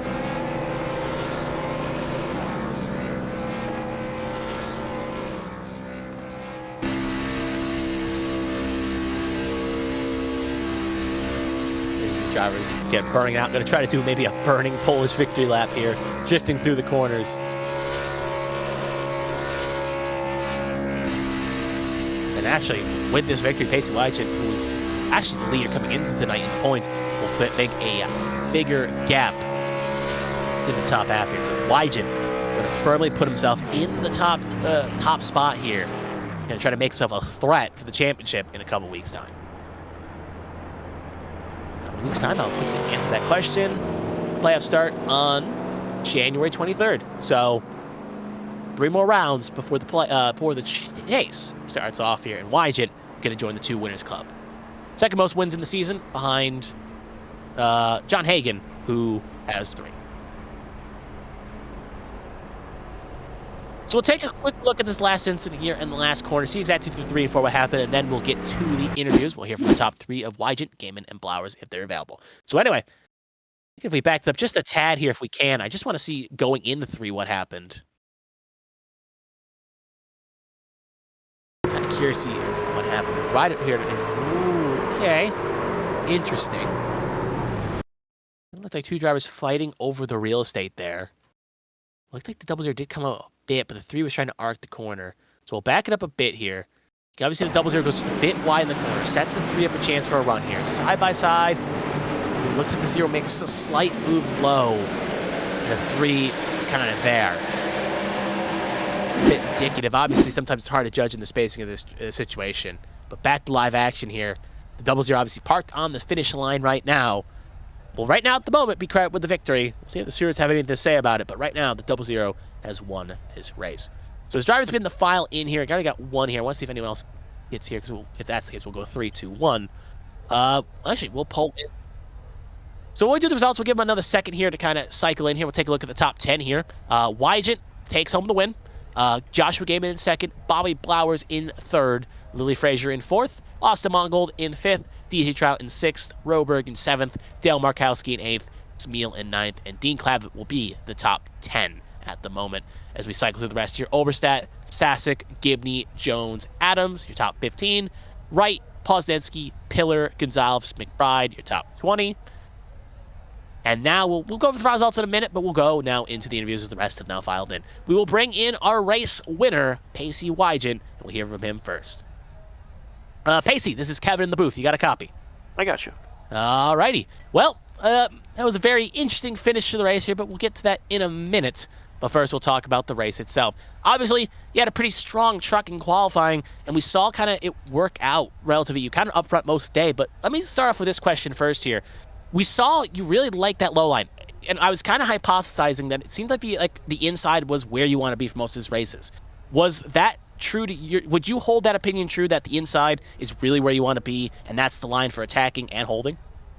That's just the line for saving tires around this place. I mean, you drive in too deep and you drift up, 3rd, 4th lane up, and you're wearing out the right front really bad, and it gets really tight in the long run. So just sticking to the bottom, that's just where you need to be to actually have a chance in a longer run. So second question then will be kind of going on later in the race. We saw around lap 70, drivers were making pit stops. You also came in around on lap 69, and then the caution came out for a spin. What was kind of going through your mind there when that caution came out? Obviously, you were able to stay on the lead lap, but kind of tell us what happened when that caution came out. What was your thoughts when you saw the caution popped up during the middle of a cycle pit stop? Initially, I was upset because I didn't realize that I had stayed on the lead lap. So I was like, man. Every single time I come down pit road, it seems like in green flag runs, I always manage to get screwed over somehow, some way. And I caught the lucky end of the stick this time, so I guess I was happy after everything settled out and I realized I was on the lead lap still. Yeah, and it seemed to definitely work out. Speaking of, though, obviously a caution came out with 15 to go, and that was not the final caution of the night, but the last stint where a lot of drivers came in, and we saw you firmly commit to staying out. So kind of tell us your mind here. We saw most of the field come down. Did you really value track position that more, or were you even attempting a chance to maybe come in and get tires? the way these races play out, most of the time, I don't see really anybody stay out when they have enough fuel to make it towards the end of the race. So I was honestly really shocked that everybody come down, and that if I knew that many people would come down, I would have come down myself. But I just I the way these races go, you look back at Milwaukee, some of these other places where we get a late caution like that and everybody's got enough fuel, they're staying out. So Yeah, that's we what I saw it. thought. That's what I thought it was. Yeah, we saw it at Milwaukee, North Wilkesboro. We seen it at a handful of short tracks, so definitely didn't seem like a bad call, and especially in hindsight, you ended up winning the race, so I guess it didn't play out too bad. But obviously, a lot of people are going to kind of wonder. I got 2 more questions here. A lot of wonder. With that last couple laps, we saw you time those restarts perfectly, but we saw you kind of make a slight mistake going into 3 and open the door. But kind of take us through that last lap. What exactly happened from your perspective? I was checking up early going into the corner, expecting not really expecting a bump, but by the time I had looked in my mirror, he had already dove it down beneath me, and I mean it's racing. He's gonna slide up. I'm gonna try to get the best exit I can coming for the win. And I think, I don't know, I haven't checked the replay, but I'm pretty sure I might have come down a little bit harder. If you want to look at the Twitch stream, they do have a replay popping up right now if you were curious. On Yep. the webcam on Discord, yeah, as you said here. Yeah, it looks like I just come down a little bit too much. It's racing for a win on the last lap. I mean, as Hagen would always say, I ain't just gonna let you by. That's his favorite thing. So in HTL, you got to stand your ground, and I've been stepped on a few too many times, and I'm just I'm gonna start being more aggressive. So Fair enough. Last question, obviously, is I'll look at the calendar real fast here. Obviously, next week we're going to IRP. So, thoughts on IRP, the Indianapolis short track there? What's your thoughts on it, and how do you feel about it? Obviously, this was not the short track. Do you think you can maybe repeat on back-to-back short tracks? I've won 2 out of the 3 short tracks we've had so far. So I'm pretty confident on the short tracks. I especially like the flat ones. So I feel pretty confident that I can have a pretty good truck next week. Fair enough. Obviously, again, it is ABN tradition. If there's anyone you want to thank, sponsors, family, friends, what have you, floor is yours. Take it away, Pacey. Yeah, I want to thank y'all up at the booth for broadcasting each and every week, HTL as a whole. I want to thank my sponsors, Jones P&D, Sophia the Fierce. Shout out to my fiance, Erica. She's always watching every single week, even if she's at work somehow. She gets away with that. Shout out to my daughter. She was actually able to stay awake all night and watch this, or all night and watch this race. A big shout out to my daughter. Fair enough. Well, Pacey, good victory out there today. Hopefully, again, considering your domination of short tracks, got a hunch we'll maybe talk to you next week, but hopefully, if you are here next week, you can have a good showing and put on another good showing for the fans. So you take care and have a good rest of your week. Well, you guys too. All right, that was our race winner, Pacey Wygant, with the victory there. We'll move into second place here. We'll talk to the 51, I should say, of Joshua Gaiman. We'll bring him in next, and we'll hear what he has to say. Joshua Gaiman, this is Kevin in the ABM booth. You got a copy? I got you. All right. Well, a long race there, a lot of things, but we'll start again where every race starts at the beginning. Again, had a very fast truck there. Definitely saw it play out. Didn't get pole position, but you were able to kind of take the lead at lap 10. But we saw you, and we'll start off with this. We saw you and Sosi kind of had a little bit on lap 1 when Sosi came down in front of you, and you gave a tap, and then at lap 10, you were racing hard for the spot, and you ended up giving a light shunt to the 3. So kind of tell us, between those 2 incidents, what was kind of going through your head in that moment? Obviously, I don't think it was intentional, any of the incidences, but after, were you just knowing you had to be a bit aggressive to get clear on the inside line? Yeah, I mean, it's the first lap, you definitely got to get out front. And I didn't expect him to cut down so hard, so I was already committed to going into the corner by that point. And he came down and, started checking up for the corner, and it just, we kind of met in the middle a little bit. And I didn't really get him too hard, so, it was whatever, and we moved on. And the other time I don't remember lap 10. Lap 10 or lap 20, give or take. It was one of the restarts we had. Yeah. It was just the 2 guys in front of us, being on old tires because they didn't pit. And we were just kind of, shuffling back and forth for the same real estate, and it just kind of, I don't know if I think we just kind of met in the middle, to be fair. We both saw a hole in the middle and went for it at about the same time. So there was nothing bad between us throughout the whole race, So it was, we moved on from that and just, got our heads back down and moved on. Fair enough. Yeah. Go ahead, continue on. No, if you had anything else, continue on. No, you're fine. All right, yeah, okay. Moving on to the second question then. Obviously, we saw after that you were able to get a good run, long green flag run, you were able to keep the track position. But then when we saw pit stops happen, you came in and then you had like a 27-second pit stop. So why did you have such a long stop there? Obviously, I'm assuming it may have been a damage fix if I'm not mistaken, but what exactly caused that long of a pit stop in that situation? It's just me being dumb. I have my I set to not take tires, so I just never checked them. Just focusing on my speed and just never cycled over and screwed myself. But and then I got lucky from myself just driving, stupid and trying to go fast. I caught the seam really hard coming out of 2, which is a big no-no at this track, and it just spun me sideways, and I just locked it down to, stay out of the way, and I didn't see anybody coming, so I was like, the caution's not going to come out, and then it did eventually. I think somebody came out of the pits behind me. Iris, the caution's very thick. We saw obviously something similar happen to a few other spins. We saw even the first one triggered the rewind checkered, where a few cars just kind of get parked there, and the game decides to throw one out. Obviously, when 15 happened to go, we saw another caution, which was the final for drivers to come in. You came in, but you rolled the dice with the 2-tire strategy there for track position. So again, I'm assuming obviously 4 would have put you further back, because obviously you're 19th. Obviously, you wanted to take the gamble here, but you could have also stayed out and maybe got the same result. So did you really think tires were going to play an important factor here at the end enough that you need at least 2 of them? I always hope that, we have more than one green flag lap between cautions, but, that was kind of, the idea going in is if I take 2 and we got to run like a hard 15 laps, I'm going to have a little bit more tire to use up, not necessarily that I'm going to have more at the end. I can drive the car harder and, just be a little bit more aggressive.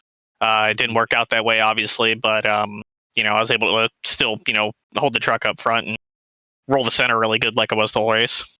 Fair enough. And obviously, it's kind of worth noting as well, thinking back to North Wilkesboro, same driver, the 51, Jeremy Braille took the 2-tire strategy and actually ended up getting second, too. So kind of birds of a feather flocked together in that car at the very least, with both making that strategy work. Obviously, moving on to the next question, obviously, with the final lap being the final green light checkered and the final couple laps were very chaotic. So kind of take us through this line as you slowly were charging up here on that last restart. What did you think you had to do maybe to try to get that lead there if possible? I mean, I was going to have to move them. The bottom lane's pretty much useless, and the top lane, you just don't have the speed coming off the exit, so it was just a matter of me getting there. I mean, I could have, hucked it from 6 trucks back, but I'd step so a bit much, so I didn't want to really do that. If I was on his bumper, of course I'd gave him the little push and walked him up the track a little bit, but I'm not gonna full on clean someone out like that for nothing, essentially. It's sure it's a win, but at the end of the day, we're not racing for $100,000. So yeah. Obviously, last question would be IRPs next week. If you are going to be here, thoughts on the track? Do you think you have a strong chance there to maybe put that, if you are filling again in the 51, you think got a good chance of maybe getting another podium or even a win? Yeah, I definitely like that track. If there's a seat for me, I'll run it. I know Jeremy's coming back next week, so I'll probably be in the truck. That's the IRP's such a blast of a track to race on with the trucks. It just races really good. So yeah, I mean, definitely look forward to that if there's a seat open for me. Fair enough. Obviously, this is ABN tradition. If there's anyone you want to thank, sponsors, family, friends, pets, what have you, floor is yours. Take it away. Yeah, shout out Smeal for letting me run this truck here while Jeremy's getting his wrist slapped for a couple weeks. The trucks are always fun to race, and they run good around each other, so it's never really too bad of a time. Shout out to McConey Setup Shop, 213 Somewhere, and W Energy are my main sponsors. Just running this truck to, because that's what they want me to run. And yeah, shout out to you guys for putting on the broadcast and the admins for putting up with us. I do got one last question real quick, Josh. Was that Steam notification you joining the channel? I'm Maybe. assuming that's a yes. Because I heard it. I was looking for my Steam notifications. I couldn't find them. Yeah, that's me. Well, Yes. the weird things you discover here on these streams. But anyway, good result there, Josh and Joshua. And if we do see you next week, hope we can put another podium performance together. Thank you. All right, you take care now. And that will now lead us to one more driver. We'll have the third place driver to talk to, the number 34 truck of Bobby Blowers, another podium from here this week. We'll see what his thoughts on this race were. Bobby, this is Kevin in the ABM booth. You got a copy? Yep, I do. All righty. Well, again, we'll start where every race starts, at the beginning here. And obviously, yeah, you did qualify outside the top 10, and you did carve that way up towards the front. But again, I'll ask the first question, the why, and I'll ask the question to you again. Kind of take us through the track here in your thoughts. Obviously, the low lines, as we see different drivers say, the low line was for saving tires. The low line was a bit of a passing. The low line was useless. We've heard so many different things about the low and high lines. Kind of take us through your thoughts on the track and what the conditions were out there in the lines on this track. I didn't venture up to the mid top a whole lot. I was trying to just stay on the bottom, save tires when I could. That's where it felt most comfortable too. Getting them off the corner was a little hairy sometimes on the bottom, but yeah, it was just a little better overall in my opinion for saving tires. Mm-hmm. Obviously, that'll bring us nicely to the second question. Obviously, we saw you kind of battling in and out, got a nice top 5 run going. But then we saw you pushed it to the very limit to try to time a caution coming out, went late in the strategy, and luckily got saved by the skin of your teeth for the caution coming out. So again, take us through when that caution came out. What was going at 75? Or 70, I should say. What exactly was going through your mind there when the caution came out? What was kind of going through your thought process? I was just looking at my relative and just seeing where the pace car, or not pace car, where the leader was, because I knew they were coming up, and I was just hoping I could get the 4 tires in time and keep track position if I could. Mm-hmm. And it just worked out that way that I got 4 tires, came out, was able to pass the pace truck, and kept on lead lap there. Yeah. And then you were able to, because obviously with that, you were able to get some good track position and get a restart. Obviously, that will lead us nicely to my next question here. Lap 85, when the last major caution came out and drivers came in and came out, you came in and you went for the 4 tires. We saw other drivers stay out, other drivers going for 2, but you went for the 4. So kind of take us through your mind here at the very least. Obviously, you lost a little bit of track position, but what was going through your mind with the 4 tires? Did you think you could really carve your way for the field, or were you maybe contempting a strategy called maybe staying out? Well, coming into that, I was debating pitting or not. I didn't know what to do. I was just going to follow if one of the guys ahead of me did, because I was like 3rd or so in line there. Mm-hmm. And neither of them did, but I just said, screw it, and let's commit to take 4 tires and maybe get some guys behind us to come with. And a lot of them did. I was kind of surprised. But after that, I just figured if we can get a long enough green flag run after that, maybe I could make up a whole bunch of spots and maybe challenge for the lead. But no, I'm pretty happy with a 3rd after all that. You've had multiple podiums throughout the season right now, and obviously you still haven't been able to get that truck in the victory circle, but you've had a lot of good runs. You actually got the cup car in the victory circle, so a very odd situation at hand. Last question. Obviously, actually, I got one more question and another one after that. Take us to those last couple laps of 2. Obviously, you were 6th coming in to the last restart, 6th or 5th, and you're able to get the podium. So kind of take us to those last restarts there. What was your plan to maybe try to get this truck in the podium position, or maybe find a way to win? I was just hoping I fired off good on that last restart and fired off good enough, but the guy on my inside didn't fire off nearly as good. So I just figured try to duck down low, take that away if I could, just try to make up as many spots as I could there. After that, I was just trying to make up what I could.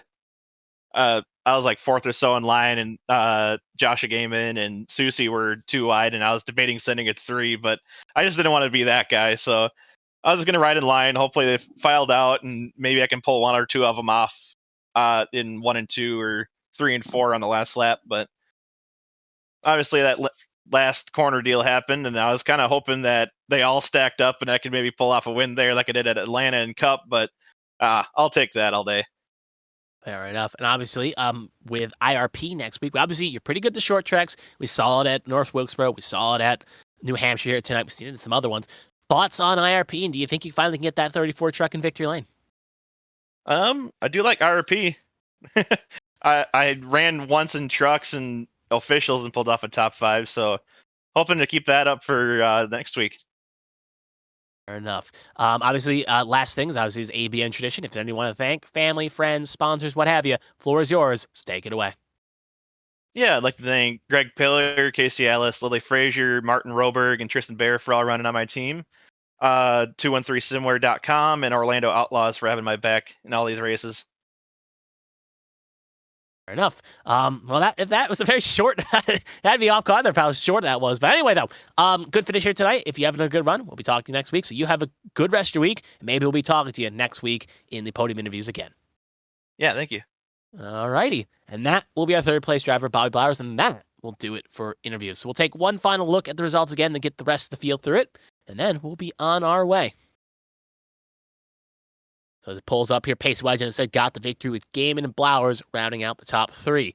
Lily Frazier, Austin Mongol, DJ Trout, Martin Roberg, Dial Markhouse, good recovery drive for him. Jonathan Spiel, another good recovery drive, and Dean Clavitt will round out the top 10. Moving further down, Stefan Oberstadt, Eli Sasick, Kevin Gibney, Byron Jones, and Jonathan Adams for your top 15. James Wright, Scott J. Poznansky, Greg Pillar, Richard Gonzalez, and Zach McBride, the top 20. Casey Ellis, Christopher Pendell, Angel Santiago, Mark Parkhurst, and Joshua Sosi after the last incident will finish 25th. Last car on the lead lap with Carmen Hardy, first one down, and Alfred Rennie, first 2 down. Last drivers that finished under their own power. Then you got Caleb Carter, Richard O'Day, Ruby Estes, 28th through 30th, and then obviously ignore Strix as he did not run, and Caleb Eichler did not take the flag. So that will do it for that here tonight. We'll confirm the schedule. Obviously, IRP is for the Truck Series and next week. So next Monday for HTL Cup Series, they will be at the All-Star Race. It will be the All-Star Race, if I'm not mistaken. Playoffs obviously just wrapped up, and the playoffs are starting, and it should be the All-Star Race next week, I believe, at Myrtle Beach, if I'm not mistaken. Obviously, check the social medias and whatnot, HTL and at ABN for updates on, and the ABN website for updates on that schedule. Obviously, it will be on ABN 1. And the Truck Series will be running next week. They were running at IRP, same time, 8:15 Eastern Standard Time on ABN 1. As the chase looms closer, next week will be 3 rounds to go. Got to get a good run if you want to make that chase and compete for a championship in the final 4 rounds. But as for myself, Kevin Young, and Stix Bolsheviks doing a great job as always operating the cameras, that will be that for tonight. So take care and have a good rest of your evening.